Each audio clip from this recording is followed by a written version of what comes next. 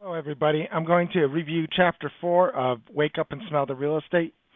My quick disclaimer, I'm only going to say this a few more times because if you haven't heard it, you shouldn't be jumping in at Chapter 5, 6, 7, 8, 9, 10, etc. I don't know the author, Tom McKay, never talked to him, never emailed him, have no association with him. I don't have a link. I'm not trying to promote this book to make 25 cents. That being said, I'm a real estate expert, one of the top REO asset managers in the country during the mortgage crisis, and a broker for nearly 40 years, appraiser for nearly 40 years, investor for nearly 40 years, and by the Real Estate Educators Association, I have a certification for education. Licensed in many states as a broker, appraiser, and real estate educator, yada, yada, yada, yada. I just say that to show you from my perspective. Why I like this book so much is it's short, it's concise. I've read over nearly 250 books about real estate or investing. I've been an investor for like nearly 40 years. Yes, these videos are in the raw. I just do them on a quick break. It's nearly midnight here on April 9th, and I still got a couple hours to go. It's crazy, this business, this real estate business. When the things got shaky, right now we're in the middle of the virus scare, and banks are dialing my phone continuously all day long, and all about real estate. 3 weeks ago, I was flying around a couple times a week, on average, about real estate investing and valuation. So that's my perspective. I like this book because I don't know, I think he's about the same age as I am. He lives on the West Coast, I live on the East Coast. We have such parallel. We did the same things, and we ended up in the same places, putting the things he put in this book into practice.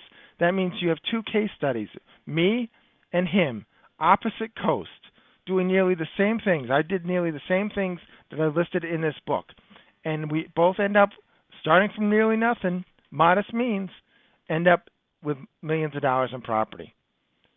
You can do that too. Get this book. I highly recommend it. Anyways, I just want to recap quickly.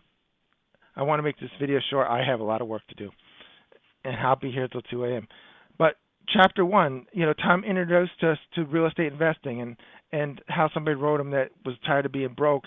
And Tom started up with modest means, but he got started. He got started when he was young, like I did. 18, 19, we got started. But wherever you are in your life, start now, today, tomorrow. Don't wait anymore. And, Tom started off with modest means, but with the principles he puts down in this book, if you take these things step by step, you don't need a $5,000, $15,000, $20,000 course.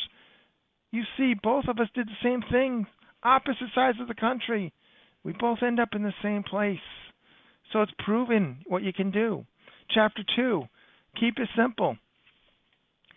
So many times we make things so much more difficult than it really is. And real estate is simple, the investing part of it, if you get the right education. There's a lot of, I call them real estate hobbyists or young guys on the internet throwing out, these courses, and they have all this, oh, yeah, I got $5 million in real estate, $6 million in real estate. I'd like to go appraise it and tell you what it's really worth. But, I've been doing it for 4 decades. Tom's been doing it for 4 decades. We know what we're doing. That's who you should be listening to. The people that have been through cycle after cycle after cycle. And he says, keep it simple. And that's right. It's not a real, if you got a system, you just refine it. You do step by step as outlined in this book. That's why I like this book. It's not too thick. There's a lot of real estate books out there about investing that are 300 pages long. And I can tell you, I've read them. I got 250 of them in my office here. You're not going to learn more than you're going to in this little book. Chapter 3, risk. Evaluating risk. What's risky? Well, the more you learn, the more you are able to evaluate lots of risk. So you become a better investor and more confident. And today, Chapter 4, it's about sellers. And Tom goes on to say, if just about everybody that sells their real estate does use a real estate agent or broker. And some people can do for sale by owner. Some people don't want to use an agent. They would rather keep their property than to use an agent. But he goes on to say, uh, there were some people out there that would sell their property if they didn't have to use an agent. But here's the trick here. They didn't have to use an agent, but they don't want to go through the process of getting it ready and showing it and all that. And that's exactly one of the things both Tom and I have targeted in on. Like I mentioned before in an earlier video, I think it was video 1 or 2. Go back to chapter 1 or 2. When you get a farm area, where a farm area is like a neighborhood that you're going to and you're targeting because that's where you want to invest in. And you become very knowledgeable on that area. You market to that area, just a neighborhood. If you focus on, say, 1,000 houses versus the whole city, you're better off focusing on an area because you'll learn the values there. You talk to more people. You'll be more focused and concentrated. And when something comes up, you want somebody to call you. Well, that's what I did. I picked an area. Tom picked an area. This was years ago. We both did the same things. But I farmed an area. I sent out, it was about 600 houses. I sent out a letter to everybody in that neighborhood. I'll tell you a funny story about this later on. Not in this video. I'll save it for another one. But so I sent 600 houses out. 600 letters out, not houses. 600. It's midnight, guys. Give me a break. I sent 600 letters out, right? And this is obscene and unheard of now. But out of those 600 letters, I ended up buying, I think 20 houses. You would never get that kind of return now. But these houses weren't listed with a real estate agent. No. These houses were just people that, most of them came from, they had been rented out.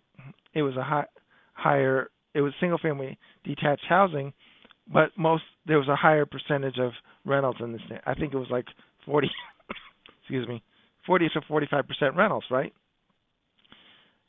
They weren't going to call an agent to sell the property. They weren't going to put it on the market by themselves to sell the property.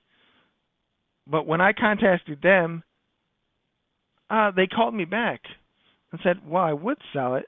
And then I made it as simple, getting back to make it simple as them to sell it to me as possible. Some of them were older people at just retirement. They didn't want to take the money at once in one lump sum. So I paid them in payments. Sometimes it was longer term mortgage. Sometimes it was balloon mortgages.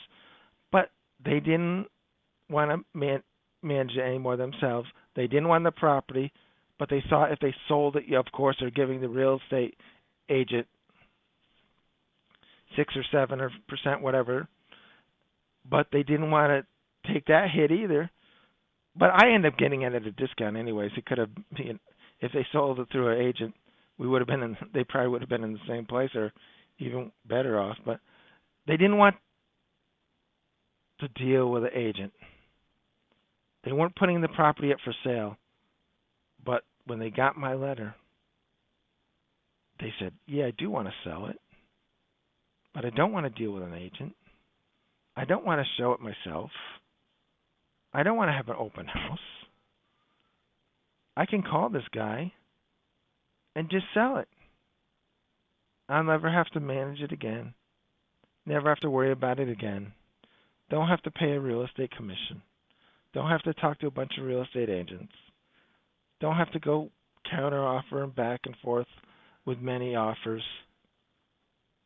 Don't have to worry about, they didn't have to worry about financing because, I was ready to buy because I was contacting them, ready to close within days. But even if you don't have the money, if you find the deal, you can find the investor and get the money if it's a good deal.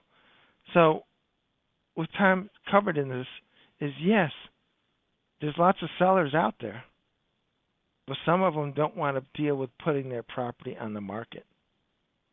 That's for your job to go and find. Well, next chapter, chapter 5. And I'm actually, I've been getting on a plane like twice a week, like I said, and I know I might be traveling to a different city. So I don't know if I'll do a chapter tomorrow, but I'll try. Chapter 5 is going to be about real estate agents and how to work with them. I'm a broker, but I have lots of thoughts about real estate agents, so I can't wait until we dive into that one. Talk to you later. Oh, I'm not a YouTuber. I don't have anything affiliated with Tom or this book, but I do need you, if you've made it this far, to hit the like button or subscribe button if I have one. And because the more people that get this knowledge, the better. Think about it. It's actually better. Because people are out there buying courses from amateurs right now when they could just pick up this book or listen to me. I sell courses too, but I'm not doing that right now. Mostly for continuing education and broker education, appraiser education. And I do investor classes too. But I'm not here to do that today. I'm so busy with the banks during this COVID crisis. I'm working like nearly 18 hours a day. So, but I do it because of the passion, the love for it. And I hope you have that love and passion for real estate because there's so many ways to make money in it. It's not an overnight thing, but if you get in it, you still got to be excited about making the next deal. See you tomorrow.